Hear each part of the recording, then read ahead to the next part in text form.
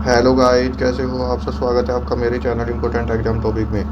आज का जो पहला क्वेश्चन है, भारतीय संविधान के अंतर्गत धन का केंद्रीकरण किसका उल्लंघन करता है? तो ऑप्शन ए दे रखा है समता के अधिकार का, ऑप्शन बी राज्य के नीति निर्देशक तत्व का, ऑप्शन सी स्वतंत्रता के अधिकार का और ऑप्शन डी कल्याण की अवधारणा का। तो इसका सही आंसर है ऑप्शन बी, जो राज्य के नीति निर्देशक तत्व या डीपीएसपी होते हैं उनका उल्लंघन करता है। दूसरा क्वेश्चन है, संवैधानिक सरकार का आशय क्या है? तो ऑप्शन ए दे रखा किसी राष्ट्र की परिसंघीय संरचना वाली एक प्रतिनिधि सरकार, ऑप्शन बी कोई सरकार जिसके प्रमुख के पास नाम मात्र की शक्तियाँ हो, ऑप्शन सी कोई सरकार जिसके प्रमुख के पास वास्तविक शक्तियाँ हो, ऑप्शन डी कोई सरकार जो संविधान की सीमाओं से प्रतिबद्ध हो। तो इसका सही आंसर है ऑप्शन डी, कोई सरकार जो संविधान की सीमाओं से प्रतिबद्ध हो, संवैधानिक सरकार मानी जाती है। अगला क्वेश्चन है, भारत में संपत्ति के अधिकार की क्या स्थिति है? तो ऑप्शन ए दे रखा है यह विधिक अधिकार है जो केवल नागरिक को प्राप्त है, ऑप्शन बी है विधिक अधिकार है जो किसी भी व्यक्ति को प्राप्त है, ऑप्शन सी है मूल अधिकार है जो केवल नागरिक को प्राप्त है और ऑप्शन डी है न तो मूल अधिकार और न ही विधिक अधिकार है। तो इसका सही आंसर है ऑप्शन बी है विधिक अधिकार है जो किसी भी व्यक्ति को प्राप्त है।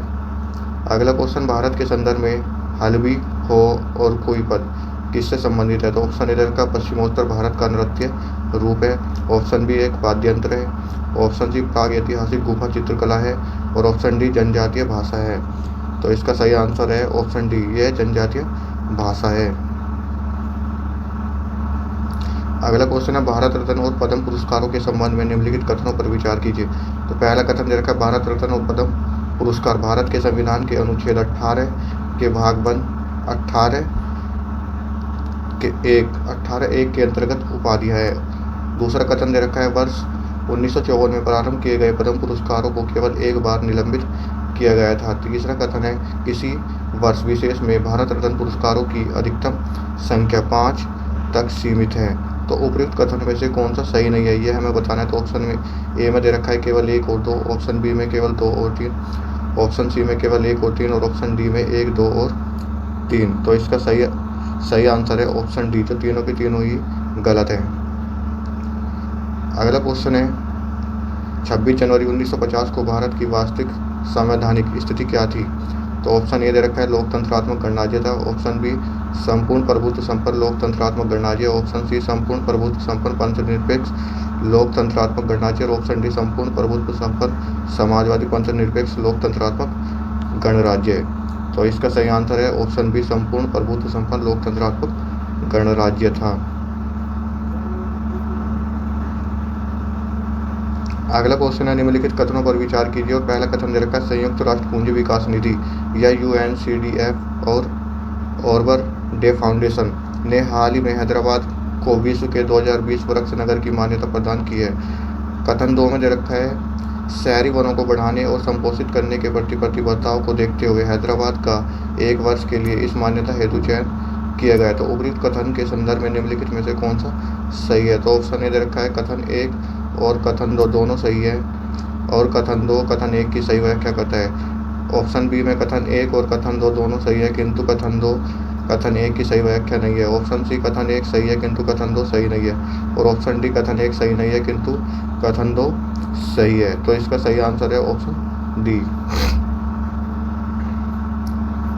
अगला क्वेश्चन है, 32वीं ग्रीष्मकालीन ओलंपिक के संदर्भ में निम्नलिखित कथनों पर विचार कीजिए। पहला कथन दे रखा है, इस ओलंपिक का आधिकारिक आदर्श वाक्य एक नई दुनिया या ए न्यू वर्ल्ड है। दूसरा कथन दे रखा है, इस ओलंपिक में sport climbing, surfing, skateboarding, karate और बेसबॉल को शामिल किया गया। तो उपयुक्त कथन में से कौन सा सही है? तो ऑप्शन ए दे रखा है केवल 1, ऑप्शन बी केवल 2, ऑप्शन सी 1 और 2 दोनों और ऑप्शन डी न तो 1 और न ही 2। तो इसका सही आंसर है ऑप्शन बी केवल 2 इसका सही है। अगला क्वेश्चन है, वर्ष 2000 में प्रारंभ किए गए लॉरियस विश्व खेल पुरस्कार लॉरियस वर्ल्ड स्पोर्ट्स अवार्ड के संदर्भ में निम्नलिखित कथनों पर विचार करना है। पहला कथन दे रखा है, अमेरिकी गोल्फ खिलाड़ी टाइगर वुड इस पुरस्कार का सर्वप्रथम विजेता थे। दूसरा कथन, अब तक यह पुरस्कार अधिकतर फार्मूला 1 के खिलाड़ियों को मिला है। तीसरा कथन है, अन्य खिलाड़ियों की तुलना में रोजर फेडरर को यह पुरस्कार सर्वाधिक बार मिला है। उपयुक्त कथन में से कौन सा सही है वह बताना है। तो ऑप्शन ए में दे रखा है केवल 1 और 2, ऑप्शन बी में केवल 2 और 3 और ऑप्शन सी में केवल 1 और 3 और ऑप्शन डी 1, 2 और 3। तो इसका सही आंसर है ऑप्शन सी 1 और 3 इसका सही है। लास्ट क्वेश्चन इस सीरीज का, आईसीसी वर्ल्ड टेस्ट चैंपियनशिप के संदर्भ में निम्नलिखित कथनों पर विचार करना है। तो पहला कथन दे रखा है, अंतिम दौर में पहुंचने वाली टीमों का निर्धारण उनके द्वारा जीते गए मैचों की संख्या के आधार पर किया गया।